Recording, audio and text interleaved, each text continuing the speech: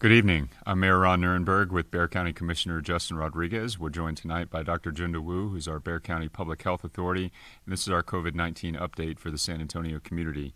Tonight we're reporting 366 new cases of COVID-19, which brings a total to 199,461. Our 7-day rolling average is now at 186. Unfortunately, today we do have 5 new deaths to report that occurred within the last 14 days. We have now lost 2,861 of our neighbors, friends, and family members to COVID-19. So please remember to keep their families and survivors in your prayers this evening.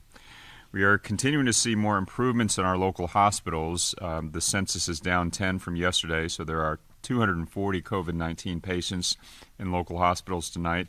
That again remains the lowest number as it continues to tick down since we've seen the surge in early November. There were 42 admissions in the last 24 hours. 104 patients are in the ICU this evening, and 63 are on ventilators.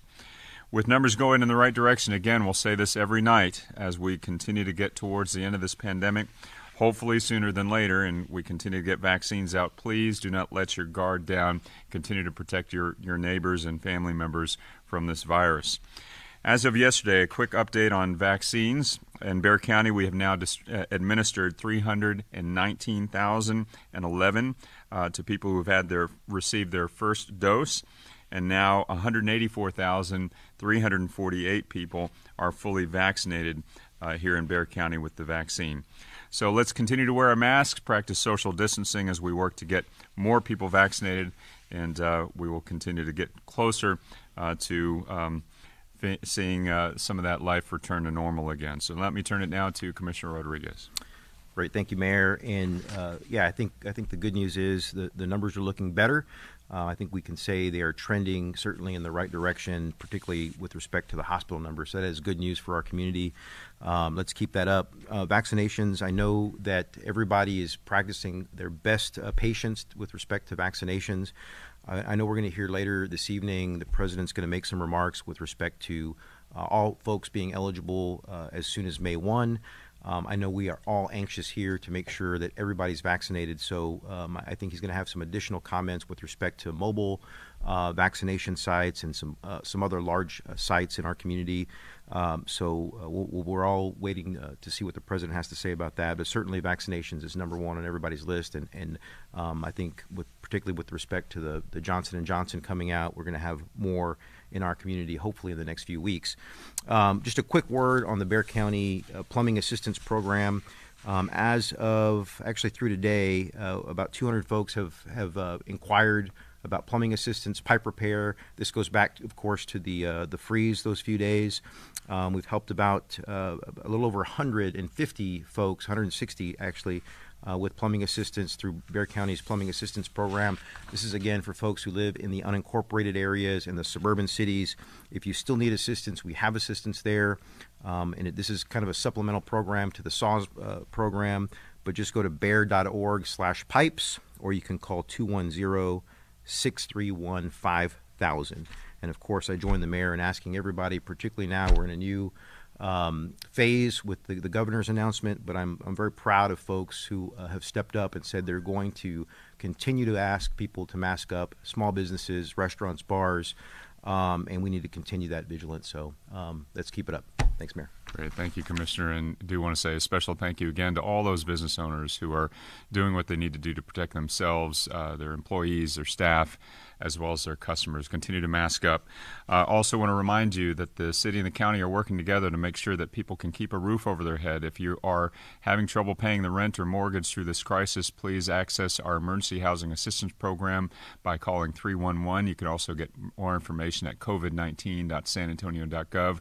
Also, if you're out of work and without an income and would like to train for jobs that are available in high-demand careers today, while you receive a stipend to make ends meet, you can enroll in our training program at 210-224-HELP. As always, you can get the latest on COVID-19 by texting COSA.gov to 55000 or by going to the website covid19.sanantonio.gov. And as we await more vaccine doses, remember we have a text alert system set up, and you will receive a text alert when more appointments are available for which you can go and register. You can sign up for that text alert by texting vaccine or vacuna to 55000. Continue to please do your part to protect yourself and your family from this disease. Continue to mask up, practice social distancing and proper hygiene. Do it for yourself, do it for your family, and do it for San Antonio. Dr. Wu, myself, and the Commissioner are available for questions. Residents continue to report they're having trouble scheduling their COVID-19 vaccine appointments at the 3 vaccination sites. Either the website is not working or they're having trouble getting their calls to go through. Has there been discussions about making improvements? Constantly fine-tuning in the background. One of the things right now, for example, is that it's possible to go to the Alamodome registration website and think you have registered, but if you do not receive a QR code and a confirmatory text or email, then you actually have not. So that's important for people to know. And yes, we are definitely working with IT to fix that. And I think the other hubs are constantly fine-tuning too. As Commissioner Rodriguez mentioned, President Biden is scheduled to announce that he would like all states to make the vaccine available to all adults by May 1st. Would that lead to a demand for more vaccination sites? Absolutely. More vaccinations and more vaccination sites. We're trying to move from just the big hubs into smaller outreach sites. I know university is too. You can't do as many people in one day, but at least you're getting to where people are. We piloted that last week, but the demand still far outstrips the supply. When you add people 50 and up, then we're adding a couple 100,000 extra people to the demand that we already can't meet. Mayor Nirenberg, do you know whether the Border Patrol will be sending migrants here, and if so, how many? Is the city prepared, and how will the city handle an influx of migrants? Yeah, we have not received any word about asylum seekers being transported to the city via bus, as some reports have indicated.